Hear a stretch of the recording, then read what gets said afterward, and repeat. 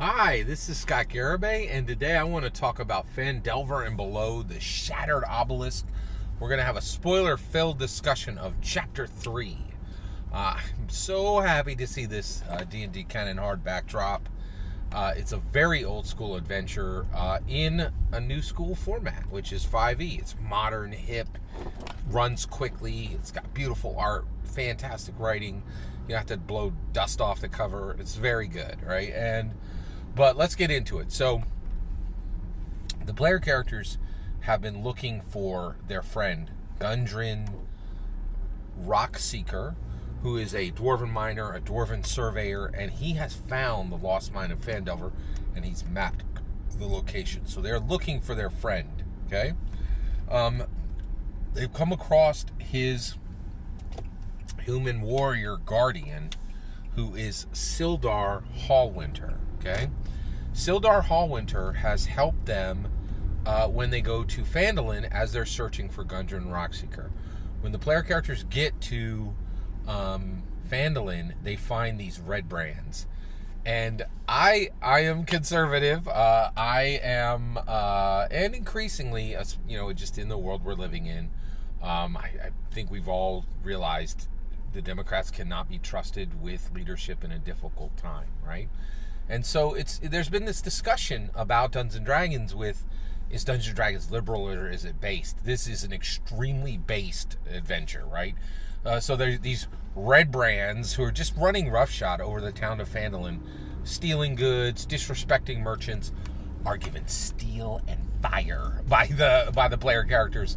And there's no wild beyond the witchlight. You could solve this with the kindness and good words, right? They're like, yeah, puts them down, like it's, and the red brands get their butts handed to them by the player characters and Sildar Hallwinter, and crime in a small town is answered with justice. That is extremely based and extremely fresh and new, right? Like, increasingly live in America where if crime is happening, people are like, who do we call for that? Is there a number? Like, if we call that number, does somebody show up? Like, and and I really think Hasbro, and the design team are making cultural statements of, like, crime should be answered with justice. Like, it's like just a reminder to the nation, right? Crime should be answered with justice. Let's try that, right? Like, and I'm in. Like, I love the message, right? It's strong messaging, right?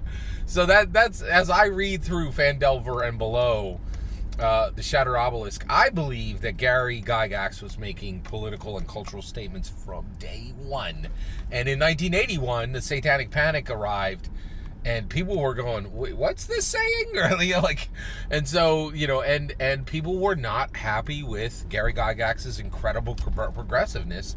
And you see Dungeons and Dragons on the very edge, constantly making cultural and political statements.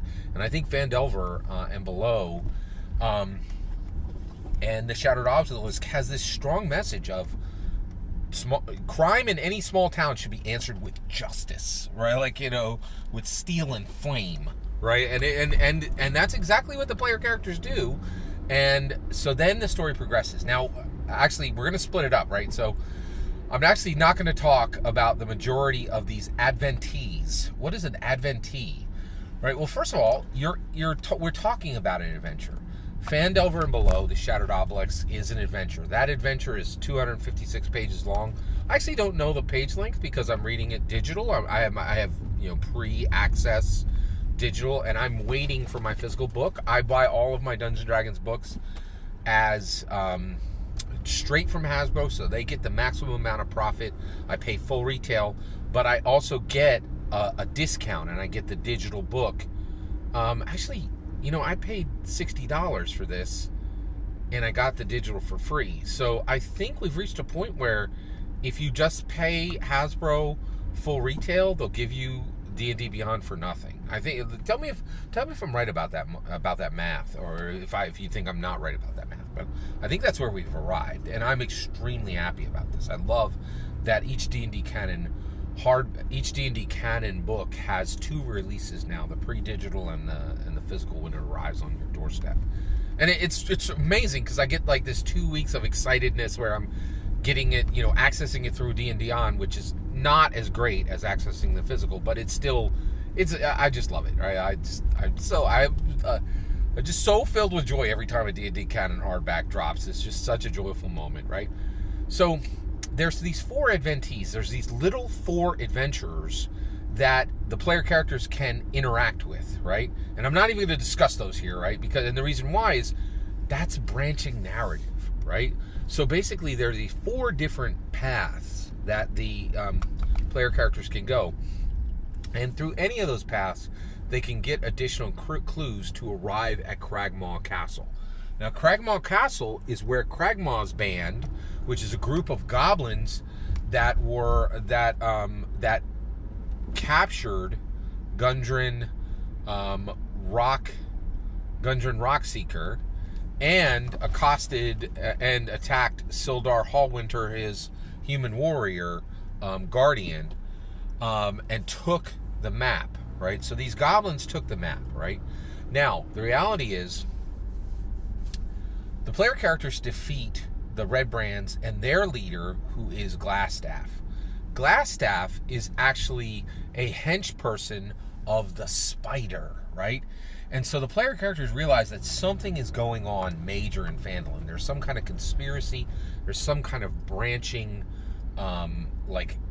overarching threat, right? And they find that, Phandelver has been overrun by these ruffian thugs. No big deal. Steel and Flame has handled that. Steel and Flame, directly from the player characters, has handled the Red Brands, right? But there's this overarching figure over the Red Brands, this Glassstaff, and he is a henchman of the Spider, right? So the player characters continue. They go on one of these 4 different adventees, these mini adventures, right? And none of them are adventures because the book is an adventure. Like Phandelver and below, the Shattered Obelisk is the adventure. These are adventees. These are mini adventures within the adventure. And the reason why I get so excited about this is I remember, do you remember, right? I remember when I was 12 years old and I got the red box, right? And I was just like, wait, what are you saying? Right? I can create any world I want.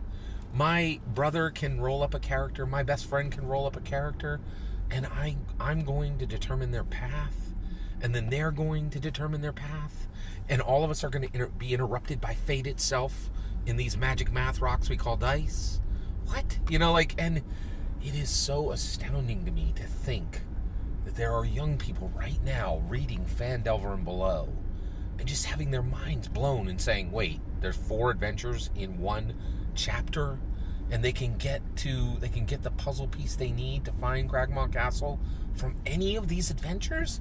And the answer is yes. And then they're like, and I could skip any of these adventures and write my own after I've read these and take them to a different path, right? And this branching narrative, and to me, it is branching cognitive, right?